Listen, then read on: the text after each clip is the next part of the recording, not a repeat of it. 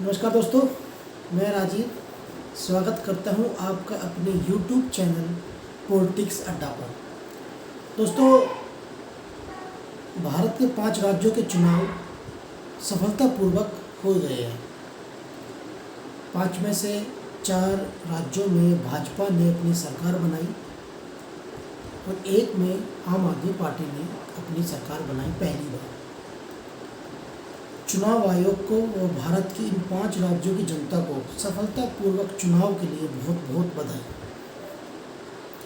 इतने उतार चढ़ाव के बावजूद भी, जहाँ पर चुनाव के शुरुआती दिनों में कोरोना का खतरा था, फिर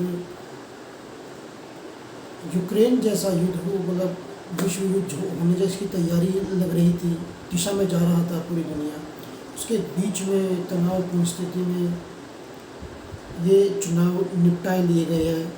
और इसके लिए सब जितने भी इन चुनाव से जुड़े हुए हैं, सरकार है, जो भी है, सब अभिनंदन के पात्र हैं। दोस्तों, बात करते हैं, आज हम बात करेंगे इस वीडियो में कि ये 2022 का चुनाव 2024 के आम चुनावों में क्या रोल निभाएगा। ऐसा मैं नहीं कह रहा हूँ दोस्तों, ऐसा स्वयं भारत के प्रधानमंत्री श्री नरेंद्र मोदी कह रहे हैं। उन्होंने ऐसा क्यों कहा और इसके क्या मतलब है, अब देश की राजनीति किस दिशा में जा रही है, बात करेंगे पंजाब की भी, जहाँ पर पहली बार आम आदमी पार्टी ने इसमें इतना बड़ा, किसी भी पार्टी को इतना बड़ा मतदान पहली बार मिला है। बात करेंगे कांग्रेस की भी। शुरुआत करते हैं प्रधानमंत्री जी के भाषण से। प्रधानमंत्री जी के जब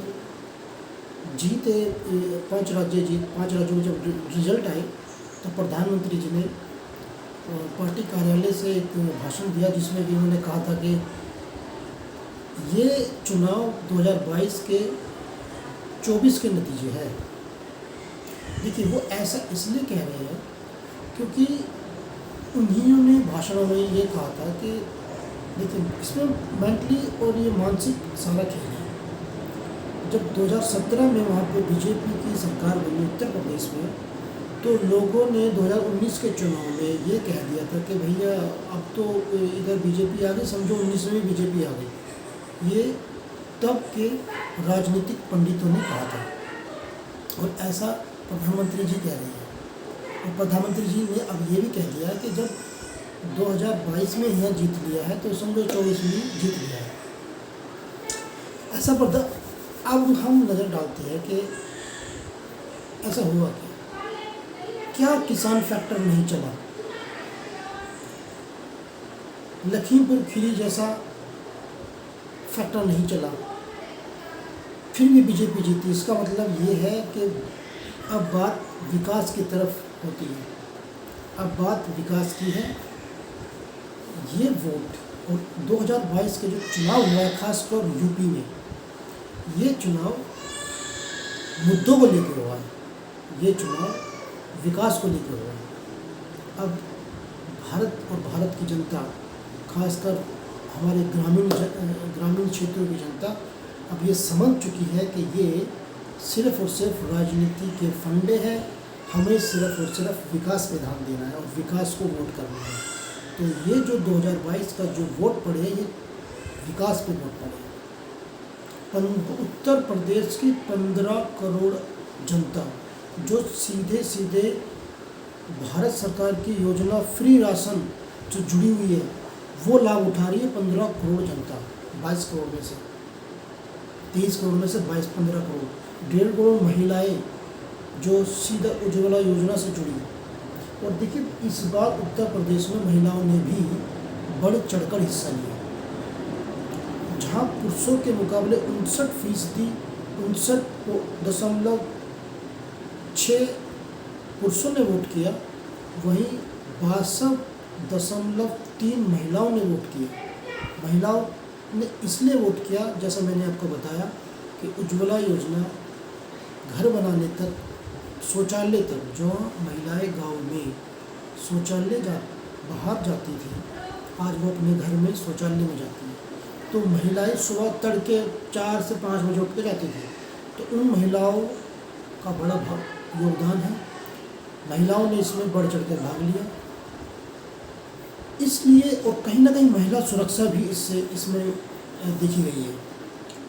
जो हमारी जो नई जनरेशन के बच्चियाँ हैं, लड़कियाँ हैं, उन्होंने भी इसमें बढ़ चढ़ कर भाग लिया। जो पहली वोटर है उन लड़कियों ने भी इसमें बढ़ चढ़ कर भाग लिया। अब देखिए यूपी में अब गर्मी शांत हो जाएगी। अब वहाँ पर ऐसे मतलब जो बुलडोजर है, यूपी का राष्ट्रीय वाहन बुलडोजर अब अपने काम पर दोबारा से लौटा है दोस्तों। पर अब चुनौतियाँ कुछ और हैं। 2022 के लिए अब सत्ता और विपक्ष की चुनौतियाँ बढ़ती नजर आ रही हैं। बात करेंगे पंजाब की। पंजाब में चलते हैं। पंजाब में आम आदमी पार्टी 2017 में इलेक्शन लड़ी, ठीक ठाक कुछ प्रदर्शन किया। 2022 में लड़ी और 1/4 बहुमत से सरकार बनाने जा रही है दोस्तों। 117 में से 92 सीट। ऐसे वहाँ पे क्या होगा?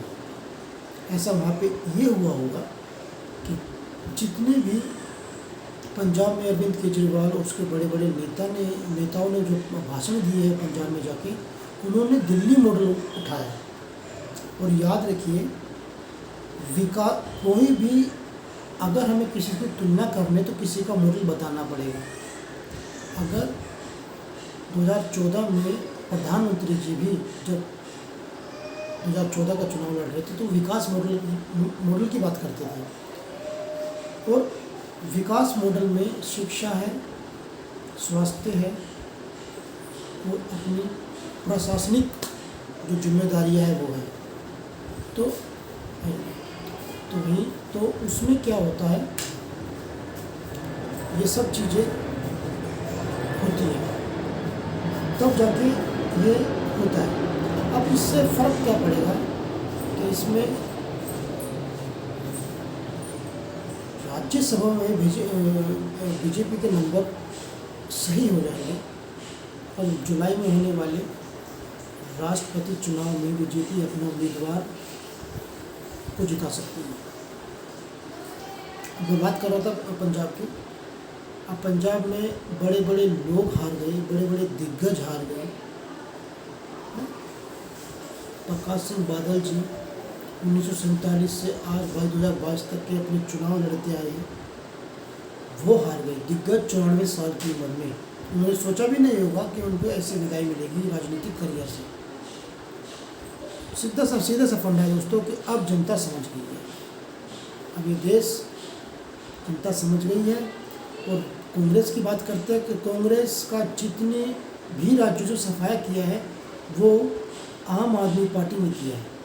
अब सीधे तौर पर अगर ये कहना गलत नहीं होगा कि कांग्रेस ने ही अपने पैरों पर कुल्हाड़ी मार ली है और कांग्रेस अपने आप को खुद डुबोने, अपनी लुटिया खुद डुबो रही है। और उसकी जगह धीरे धीरे उसका जो रिप्लेसमेंट है वो कहीं ना कहीं आम आदमी पार्टी ने कर दिया है। और ये पिक्चर और ये तस्वीर धीरे धीरे और साफ हो जाएगी आने वाले कुछ दिनों में, आने वाले कुछ चुनाव में और 2024 के लोकसभा के चुनाव में। दोस्तों, मैंने अपनी पिछली वीडियो में भी कहा है और इस वीडियो के माध्यम से भी मैं बताना चाहता हूँ कि किसी भी देश को बनाने के लिए, उस देश के विकास के लिए उसके युवाओं का बड़ा योगदान होता है। तो मैं अपने युवाओं से यही कहता हूँ और यही चाहता हूँ कि अपने देश के विकास के लिए आगे आइए और राजनीति से जुड़िए। क्योंकि हम ये भी कहते हैं कि हम डॉक्टर बनेंगे, इंजीनियर बनेंगे, पढ़ेंगे लिखेंगे, और भैया राजनीति कौन करेगा? इसलिए कहीं ना कहीं देश की राजनीति से भी जुड़िए, लोकतंत्र से जुड़िए, लोकतंत्र को बचाइए। आगामी सरकार की मैं ज़्यादा बात नहीं करूँगा क्योंकि आगामी सरकार बेस्ट है। नमस्कार दोस्तों, अपना और अपनों का ध्यान रखिए, खुश रहिए, स्वस्थ रहिए। मिलेंगे फिर किसी नए अगले मुद्दे को लेकर, फिर किसी नई वीडियो में। तब तक अपना और अपनों का ध्यान रखिए, खुश रहिए। जय हिंद।